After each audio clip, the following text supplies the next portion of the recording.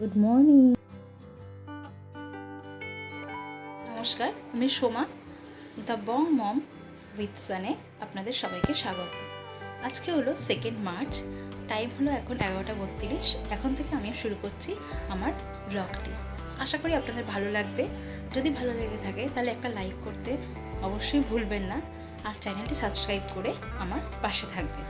তাহলে চলুন দেখতে থাকুন আজকের ব্লগ। ঘুম থেকে ওঠার পর আমার সমস্ত বিছানা গুছিয়ে নিয়েছি, নিয়ে একদম ফ্রেশ হয়ে গেছি। এদিকে চলে এসছে মিষ্টি একটু বিস্কিট খেতে। প্রায় এখন বাজে 9টা। ওর পাপা ওকে ওর ব্রেকফাস্টটা করিয়ে দিচ্ছে।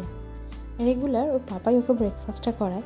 এতে কী হয়, বাবার সঙ্গে ছেলের একটা ভালো বন্ডিং তৈরি হয়। কিন্তু ব্রেকফাস্ট করে নিয়ে ইভানকে আমি ওই 10টা নাগাদ স্নান করিয়ে দিই। তারপরে ওই 10:30টার মধ্যে ও ঘুমিয়ে পড়ে। প্রায় ওই 12টা 12:30 পর্যন্ত ঘুমায়। তার মধ্যে ততক্ষণ আমি ওর দুপুরে রান্নাটা সেরে ফেলি। আজকে সমস্ত সবজি দিয়ে চিকেন দিয়ে ওকে রান্না করে দিচ্ছি। এইভাবে বাচ্চাদের যদি একটু টেস্টি করে রান্না করে দেওয়া হয়, তাহলে ছোট বয়স থেকেই সমস্ত সবজি খাওয়ার অভ্যাসটা কিন্তু ওদের হয়ে যায়, তাই না? তো দেখতে থাকুন কীভাবে আমি ওর রান্নাটা করে দিচ্ছি। প্রথমে জিরে ফোড়ন দিয়ে দিয়েছি পেঁয়াজটাকে একটু সামান্য নেড়ে নিয়ে সবজিটা দিয়ে এর মধ্যে 1 কোয়া রসুন আর সামান্য একটু আদা আমি গ্রেট করে নিয়েছি। তার মধ্যে দিয়ে দিয়েছি হলুদ গুঁড়ো, নুন, জিরে আর ধনে, সবই সামান্য পরিমাণে দিয়ে জল দিয়ে গুলিয়ে রেখেছিলাম। তারপরে মশলাটা দিয়ে কষিয়ে নিয়ে একটু জল দিয়ে সেদ্ধ হতে দিয়েছি। তারপরে এখন যে আলু ঠালু গলে গেছে ভালোভাবে, তারপরে ওপর দিয়ে অল্প একটু ধনেপাতা ছড়িয়ে আমি তরকারিটা নামিয়ে নিচ্ছি। এর মধ্যে উঠে গেছেন মহারাজ। তারপরে ওই 1টা নাগাদ ওকে আমি ও দুপুরের খাবারটা খাইয়ে দেব। দেখুন খাওয়া দাওয়া সব কমপ্লিট, এখন খেলাধুলা হবে। ও প্রতিদিনই দুপুরবেলা এই খাওয়া দাওয়ার পরে আমার সঙ্গে প্রায় 2-2.5 ঘন্টা একটু খেলাধুলা করে। এর ফাঁকে আমি আমার দুপুরের খাওয়াটাও কিন্তু সেরে ফেলি। এই যে আমার সঙ্গে এখন খেলছে, প্রতিদিনই চলে কিন্তু এভাবে খেলাধুলা।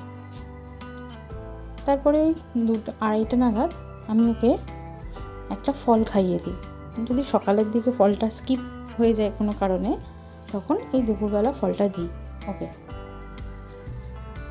দেখুন কেমন খেলছে। এগুলো নতুন নতুন শিখেছে। বাচ্চারা এভাবে নতুন নতুন কিছু শিখলে দেখতে কেমন সুন্দর লাগে না? ওকে আমি কলাটা কেটে দিয়েছি ছোট ছোট পিস করে। ও নিজের হাতে খাওয়ার চেষ্টা করছে।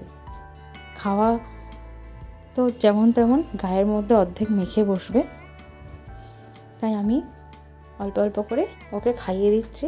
প্রথমটা ওকে দেই একটু চেষ্টা করার জন্য, নাহলে হ্যাবিট হবে না নিজে নিজে খাওয়া। তাহলে ভিডিওটা দেখতে দেখতে যারা একদম শেষ পর্যন্ত চলে এসেছেন, আশা করি ভিডিওটি ভালো লেগেছে। যদি ভালো লেগে থাকে চ্যানেলটি সাবস্ক্রাইব করার অনুরোধ রইল। আজ তাহলে এইটুকু, আবার আসবো অন্য কোনো দিন। সবাইকে টাটা।